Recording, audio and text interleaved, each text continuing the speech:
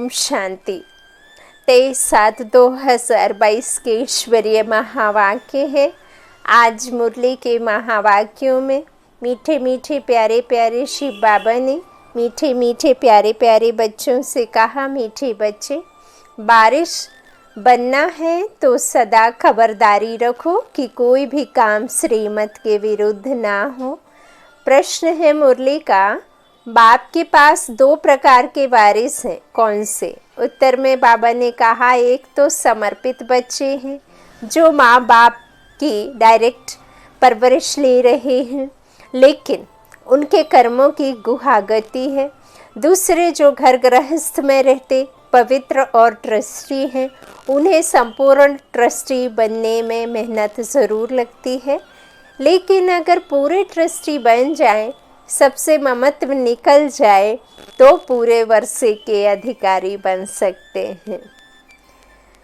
आज बाबा ने 2 प्रकार के वारिस कौन से हैं उसके बारे में बताया है। तो बाबा ने कहा है, एक तो वो जो समर्पित हैं, जो डायरेक्ट परवरिश बाप की ले रहे हैं, और एक जो है वह घर गृहस्थ में रहते ट्रस्टी बनकर पवित्र रहते और संपूर्ण ट्रस्टी बनकर के ममत्व निकाल पूरे वर्ष के अधिकारी बन सकते हैं। उन्हें थोड़ी मेहनत ज़रूर लगती है।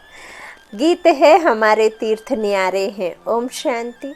मीठे मीठे बच्चों ने गीत सुना, जिसका अर्थ भी नंबरवार पुरुषार्थ अनुसार बच्चों ने जाना समझा। फिर भी बाबा विस्तार से समझाते हैं, दुनिया में और कोई नहीं जानते परम पिता परमात्मा जो पतित पावन है, उनकी महिमा बहुत है परंतु उनकी महिमा को कोई यथार्थ रीति से जानते नहीं। वह तो और ही सर्वव्यापी कह देते हैं, फिर गायन भी करते हैं पतित पावन। वह तो ज़रूर एक होगा ना, जो सबको आकर पावन बनाते हैं, इसलिए उनको सर्वव्यापी कह नहीं सकते, जबकि उनको कहते हैं पतित पावन आओ। यह किसकी बुद्धि में नहीं आता। भारत पावन था, अभी पतित है। तुम पावन दुनिया के मालिक थे, अभी पतित दुनिया में हो। जानते हो, हमको बाबा फिर से पावन दुनिया का मालिक बनाते हैं। जो मालिक बनाने वाले थे वही आए हुए हैं। यह है तुम्हारी चैतन्य यात्रा, जिसके यादगार फिर भक्ति मार्ग में वह यात्रा चली आती है। तुम बच्चे जानते हो कि अभी वही पूज्य देवी देवता जो पुजारी बने थे, वही ब्राह्मण बने हैं, फिर 100 देवता बनेंगे। बाप ही बैठ कर्म अकर्म विकर्म की गुहागति समझाते हैं। भविष्य नई दुनिया में तुम्हारे कर्म अकर्म होंगे, यथा राजा रानी तथा प्रजा, बाकी सब शांति धाम में थे। यह तो बड़ी सहज बात है कि भारत सुख धाम था, संपूर्ण निर्विकारी थे, जिन्हों का देवी देवता नाम मशहूर है, दूसरा कोई नाम नहीं लेते हैं। लक्ष्मी नारायण सूर्यवंशी, फिर राम सीता चंद्रवंशी थे, फिर उन्हों की डायनेस्टी कहा जाता है। इतनी और किसकी डायनेस्टी नहीं चलती है। क्रिश्चियन की भी थोड़ा समय चलती है, पहले बादशाही नहीं होती है। आधा समय के बाद जब प्रजा वृद्धि को पाती है, तब राजाई चलती है। एडवर्ड जॉर्ज आदि फिरते रहते हैं, थोड़े थोड़े टाइम में फिर बदलते जाते हैं। यह एक डायनेस्टी है जो 1250 वर्ष चलती है। इसमें बदली सदली नहीं होती है। सूर्यवंशी चंद्रवंशी डायनेस्टी वालों का ही नाम चलता है। समझा जाता है कि भिन्न नाम रूप देश काल होंगे। लंबी चौड़ी डायनेस्टी चलती है, चेंज नहीं होती है। इस समय तुम बच्चों को बाप बैठ अच्छा कर्म करना सिखलाते हैं। तुम बच्चे कभी किसको दुख नहीं दो। यहाँ तुम सब पढ़ने के लिए बैठे हो। अपने अपने घर में भी बहुत रहते हैं, घर में रहते हुए भी बारिश बन सकते हैं। यहाँ जब तक माँ बाप परवरिश करते हैं, उन्हों के कर्मों की गति की भी न्यारी है। बाकी जो बाहर रहते हैं सब कुछ बाबा का समझ ट्रस्टी बनकर रहते हैं, वह भी जैसे बारिश हो गए हैं। हाँ, डिफ़िकल्टी ज़रूर होती है। जब सबसे ममत्व टूट जाए और पूरा निश्चय हो, हम सब कुछ उनके अर्पण करते हैं। जीते जी हम उनकी मिल्कियत के ट्रस्टी हैं, ऐसे कोई जीते जी बनते नहीं हैं। जब मरने का समय होता है तब ट्रस्टी बनकर जाते हैं, यहाँ सरेंडर करते हैं। बाबा कहते हैं बच्चे ट्रस्टी होकर रहो। यह तो भक्ति मार्ग में भी कहते आए हो, भगवान ने सब कुछ दिया है। अभी बाप कहते हैं बच्चे यहाँ तुम सम्मुख बैठे हो, अब देह सहित जो भी तुम्हारा है उनसे ममत्व निकालना है, जिसके लिए कहते आए हो सब कुछ ईश्वर का दिया हुआ है। और देखिए यहाँ एक बात बुद्धि से समझने की है। यदि आप यह सब बात बाबा की नहीं मानते, विश्वास नहीं करते, जीते जी सब कुछ बाबा को अर्पण नहीं करते, तो आखिरीन आपको बहुत अधिक कष्ट में जीवन छूट करके जाना होगा, छोड़कर जाना होगा। तो इस तरह जब वह आएंगे तब उन पर वारी जाएंगे। ऐसे कहते हैं ना कि सब कुछ ईश्वर का दिया हुआ है। जब वह आएंगे तब उन पर वारी जाएंगे, उनके हवाले सब कुछ कर देंगे। यहाँ तो इनको जायदाद आदि बनानी नहीं है, यह कोई लेने वाला नहीं है, देने वाला है। कहते हैं ट्रस्टी बन पूछते रहना है, क्योंकि भूल चूक कभी भी हो सकती है। पक्का ट्रस्टी होने में टाइम तो लगता है, ऐसे तो नहीं कि कुछ एक समय या एक जन्म हम इस देह को देह समझते आए। नहीं, हम द्वापर से इस देह को, इस जड़ी भूत शरीर को, इन 5 तत्वों के बने शरीर को ही हम अपना मानते आए। तो यूं ही झटके में या एक बार में तो यह सब नहीं निकल जाएगा, इसमें थोड़ा टाइम लगता है। तो बाबा कहते हैं पक्का ट्रस्टी होने में क्या होता है, टाइम लगता है।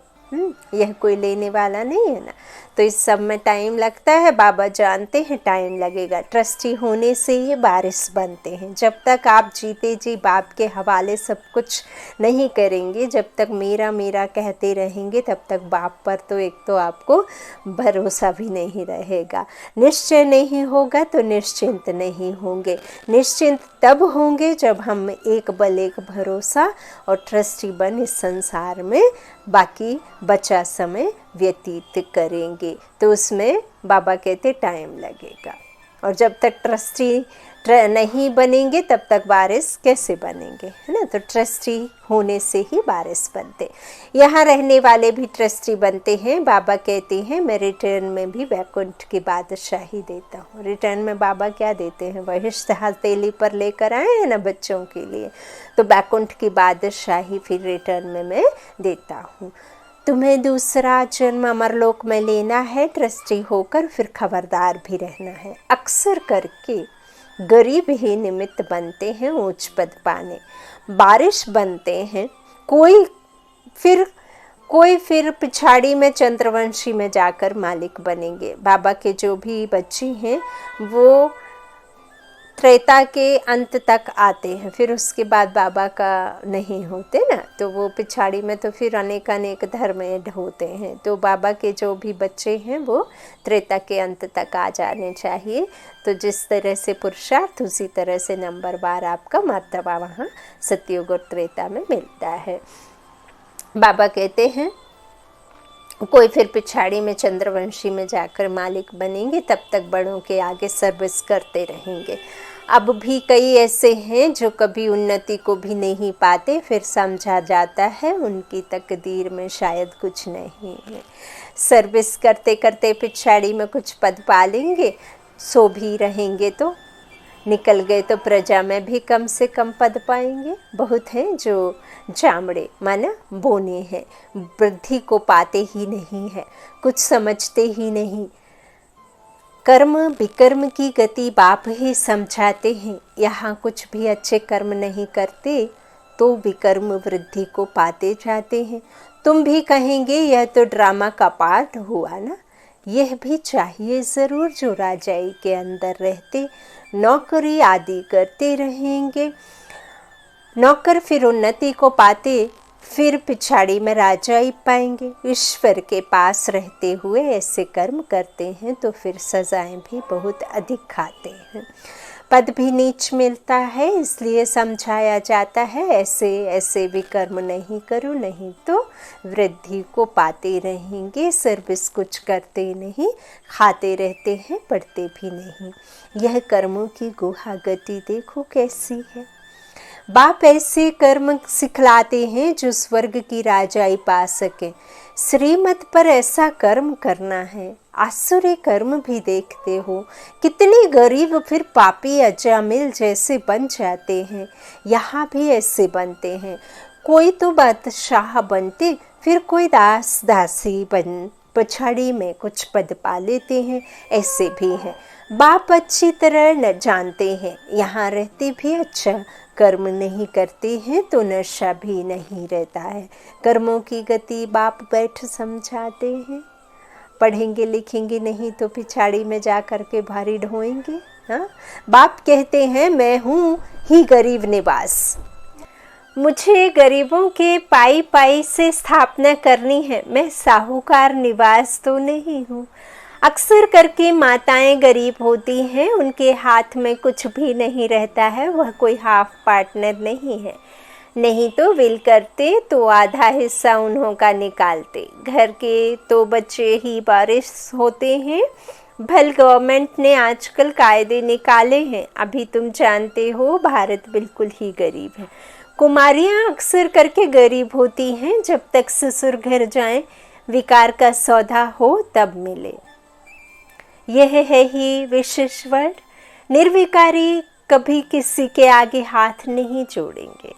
वो दाता होते हैं, दाता कभी भी मांगते नहीं हैं।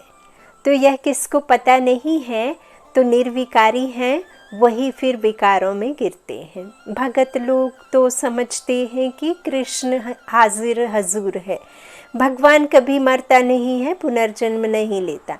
तुमको तो अभी ज्ञान है, जानते हो लक्ष्मी नारायण सबसे ऊंच स्वर्ग के मालिक थे। सीता राम को स्वर्ग का मालिक नहीं कहेंगे, वह भी अभी रोशनी मिली है। पहले यह ज्ञान किसी में भी नहीं था, परमात्मा आए तब यह नॉलेज हमें मिली, तो बाप समझाते हैं। जबकि अब सदगति होती है तो दुर्गति का कोई भी कर्तव्य नहीं करना है। दुर्गति में जाने वाला कोई भी कर्म नहीं करना। सबसे पहले तो देह अभिमान छोड़ना है, मैंपन से बाहर आना है। मैं कौन हूँ इस पहेली को जानकर समझाना है, सुलझाना है, समझना है।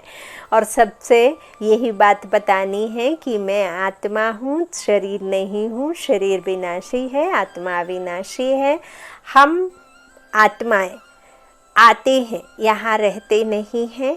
यहाँ हमारा ये तन हमें मिलता है और इस तन को हमें यहाँ ही छोड़ करके जाना है। यहाँ जो कुछ भी है सब यहाँ ही रह जाना है, तो इसके पीछे भागना भी व्यर्थ है, और अब तो बिल्कुल ही व्यर्थ है। तो इस तरह देह अभिमान छोड़ना है, सबसे अच्छा कर्म है। एक बाप को याद करना, देही अभिमानी हो रहना, अपनी जांच करते रहना है। कोई विकार तो नहीं आया, लोभ भी नहीं करना है। जबकि सब कुछ ईश्वर का है तो हम लोभ क्यों करें? आपका कुछ हो तो लोभ करो, जब सब कुछ उसका है तो फिर तुम्हारा बचा ही क्या जो तुम लोभ करो, है ना। तो हमको जो बाप कहते हैं वह करते हैं। बाप तो हर एक बच्चे की रग अच्छी तरह देखते हैं ना, पोता मेल भी देखते हैं। कोई गरीब, बहुत गरीब होते हैं तो कुछ ना कुछ 15-20 रुपया बचा कर भी देते हैं, अपना भविष्य बनाते हैं। बाप राय भी देते हैं थोड़ा बहुत, फिर अपने बैंक में रखो, 5, 2, 10 बैंक में रखो तो श्रीमत मिली ना। पेट को पट्टी बांध कर भी शिव बाबा को देते हैं। शिव बाबा इन द्वारा ही तुम्हारे रहने करने के प्रबंध में लगाते हैं। बाबा कभी किसी से मांगते नहीं। कई मनुष्य आत्माएं समझते हैं कि हो ना हो कहीं चंदा दान आदि से संस्था सेंटर्स बाबा के बच्चों की पालना हो रही होगी, लेकिन बाबा कहते हैं मैं तो खुद दाता हूँ, मुझे भला कौन देगा, है ना। बाबा कभी मांगते नहीं, लेकिन जिनको भगवान मिल गया वो स्वतः ही अपना सब कुछ समर्पित बाबा को कर देते हैं। तो फिर उसी से बाबा अपने बच्चों की पालना करते हैं। लेकिन बाबा कभी किसी से मांगते नहीं, वो तो अभोक्ता है, वो तो लेता भी है, उसके नाम करते भी हैं बुद्धि से समर्पित। तो परमात्मा अपने बच्चों के लिए ही रखता है, खुद के लिए कुछ भी नहीं बचाता।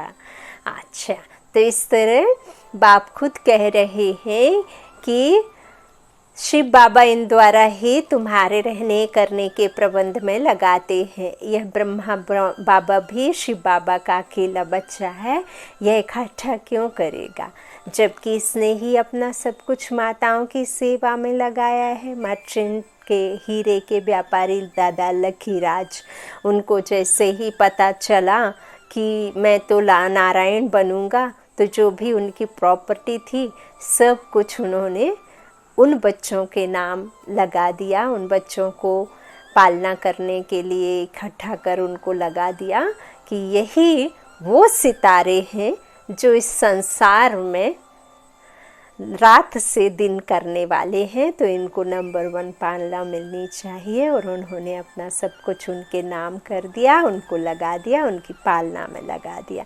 तो माताओं की सेवा में लगाया है, सब कुछ दे दिया है। यह बच्चियाँ फिर 21 जन्मों के लिए वर्षा पाती हैं। तुम जानते हो हमारे देवी देवताओं का गृहस्थ धर्म पवित्र था, कर्म श्रेष्ठ और धर्म श्रेष्ठ। पवित्र है ना, पवित्र था। अभी तो पतित बन गए हो, अभी कर्म भी भ्रष्ट है और धर्म भी भ्रष्ट है। तब बाबा समझाते हैं यह भी ट्रस्टी हो गया ना, तुम माताओं को ट्रस्टी बना लिया, तुम यह संभालो, ममत्व टूट गया। बाप ने साक्षात्कार करा दिया कि तुम विश्व के मालिक बनते हो। जब एक बार बाबा गंगा किनारे बैठे थे, तब बाबा ने फर्स्ट टाइम जब उनको साक्षात्कार आया, तो साक्षात्कार करने के बाद बाबा बहुत रोए कि ये क्या प्रभु, क्यों विनाश। उनको वो विनाश सब देख करके बहुत रोए।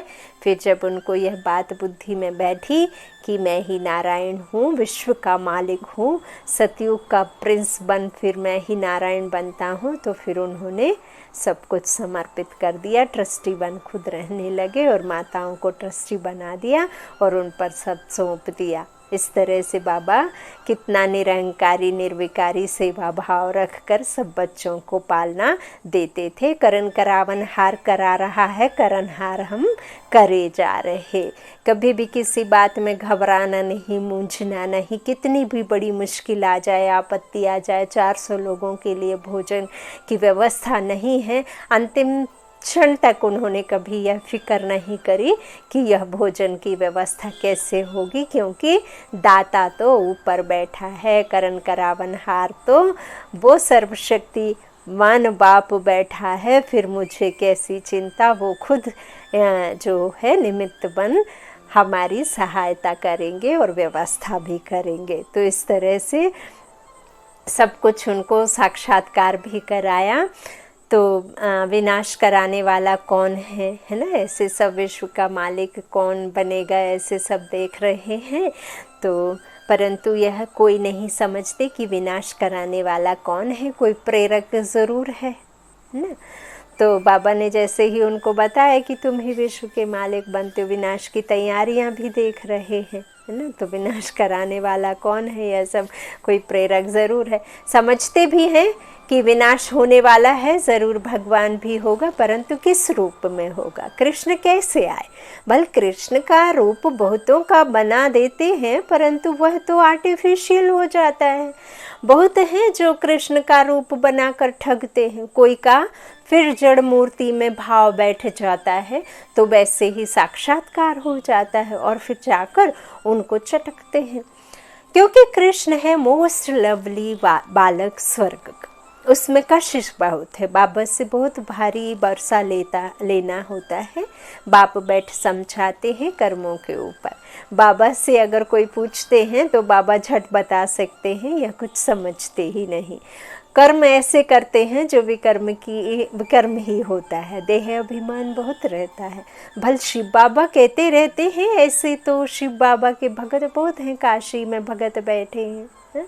तो उन्होंने यह मंत्र है, शिव काशी विश्वनाथ गंगा। अर्थ कुछ भी नहीं समझते हैं गंगा इनसे निकली है, इसलिए गंगा के कंठे पर जाकर बैठते हैं। हाँ, अब किसी के बालों में गंगा जल समा सकता है भला? अभी एक गिलास पानी तो समा नहीं सकता, फिर आप एक गंगा जैसे नदी समाने की बात कही और हमने उस पर विश्वास भी किया। हाँ, जबकि स्वयं ज्ञान सागर इस ज्ञान मुख द्वारा, है ना, कर्मेंद्रियों का सहारा ले ज्ञान की वर्षा करते, है ना, जिसके बिना किसी की फिर सदगति नहीं है, दुर्गति में है ना सभी। तो इस तरह से बाबा कहते हैं गंगा के कंठे पर जाकर बैठते हैं, समझते हैं हम वहाँ मुक्त हो जाएंगे। शिव काशी उच्चारते हैं, फिर दिखाते हैं भागीरथ ने गंगा लाई, हाँ, तप किया तो गंगा आई। क्या गंगा द्वारा पतित से पावन हो जाएंगे? पतित पावन को तो पुकारते हैं ना, वह कौन है, कैसे सहज राजयोग सिखाते हैं, यह कोई जानते नहीं। शिव बाबा को कैसे याद किया जाता है यह भी तुम जानते हो। तुम्हारी है याद की यात्रा, तुम्हारी जिस्मानी यात्रा बंद है। यह वह होती है जिस्मानी यात्रा, यह है रूहानी यात्रा, रूह की यात्रा, रूहानी पिता के साथ बुद्धि योग लगाने की बात। तो यह रूहानी यात्रा है और हम रूह यात्रा करते हैं, ना कि शरीर से यात्रा करते हैं। बाप कहते रहते हैं बच्चे घर को याद करो, यह छी दुनिया है, छी पुराना शरीर है, मैं तुम्हारा बाप हूँ, तुमको वापस ले जाऊंगा। इस महाभारत की लड़ाई में कितने खत्म होने वाले हैं, इतने करोड़ों मनुष्य हैं, उनकी आत्माएं कहाँ जाएंगी? अपने अपने धर्म के सेक्शन में स्टार मिसल जाकर रहेंगी। उसे कहा ही जाता है निराकारी दुनिया, इनकॉर्पोरियल वर्ल्ड। तो वर्ल्ड उसको कहा जाता है जहाँ बहुत रहेंगे। जैसे इस संसार में इतने सारे मनुष्य रहते हैं, इसलिए उसका नाम संसार पड़ा, दुनिया पड़ा, है ना। ऐसे ही एक वो निराकारी दुनिया, अब इतने करोड़ों आत्माएं जब इस शरीर को पहनती हैं तो ये आत्माएं कहीं से तो आती होंगी, तो निराकारी दुनिया है ना। तो गाया जाता है निराकारी दुनिया। बाबा कहते हैं वर्ल्ड उसको कहा जाता है जहाँ बहुत रहते हैं, अगर कहीं ब्रह्म में लीन हो जाते हैं तो वर्ल्ड तो हुई नहीं। गाया जाता है निराकारी दुनिया, जिसमें आत्माएं रहती हैं, जिनको फिर पाठ बजाने आना है। यह विनाशी ड्रामा है, प्रलय तो कभी होती नहीं। सतयुग से कलयुग तक मनुष्य की वृद्धि होती जाती है, वहाँ दूसरा कोई धर्म होता नहीं, कोई धर्म नहीं होगा। यहाँ तुमको नॉलेज का मालूम है, वहाँ सतयुग में नॉलेज नहीं रहती, हाँ, यह प्रायः लोप हो जाती है। इस समय तो बाप आप समान त्रिकालदर्शी बनाते हैं। अच्छा, मीठे मीठे सिकी लाधे बच्चों प्रति माता पिता बाप दादा का याद प्यार और गुड मॉर्निंग। रूहानी बाप की रूहानी बच्चों को नमस्ते। हम रूहानी बच्चों की रूहानी माता पिता बाप दादा को याद प्यार और गुड मॉर्निंग। शुक्रिया बाबा, मीठे बाबा, प्यारे बाबा।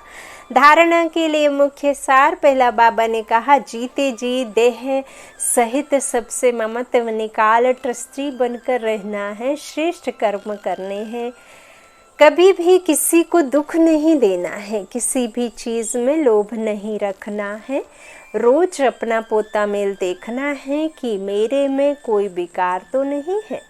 देह अभिमान छोड़ एक बाप को याद करने का श्रेष्ठ कर्म करना है। आज का वरदानी बाप ने वरदान बच्चों को दिया अपने क्षमा स्वरूप द्वारा। शिक्षा देने वाले मास्टर क्षमा के सागर भव। यदि कोई आत्मा आपकी स्थिति को हिलाने की कोशिश करे, अकल्याण की वृत्ति रखे, उससे भी आप अपने कल्याण की वृत्ति से परिवर्तन करो या क्षमा करो। क्षमा दान महादान है। परिवर्तन नहीं कर सकते हो तो मास्टर क्षमा के सागर बन क्षमा करो। आपकी क्षमा उस आत्मा के लिए शिक्षा हो जाएगी। आजकल शिक्षा देने से कोई समझता कोई नहीं, लेकिन क्षमा करना अर्थात शुभ भावना की दुआएं देना, सहयोग देना। आज का स्लोगन है स्वयं को और सर्व को प्रिय वही लगते हैं जो सदा खुशहाल रहते हैं। स्वयं को और सर्व को प्रिय वही लगते हैं जो सदा खुशहाल रहते हैं। अच्छा, ओम शांति। शुक्रिया बाप दादा, शुक्रिया आप सभी के स्नेह और प्यार का, और गुड नाइट। ओम शांति।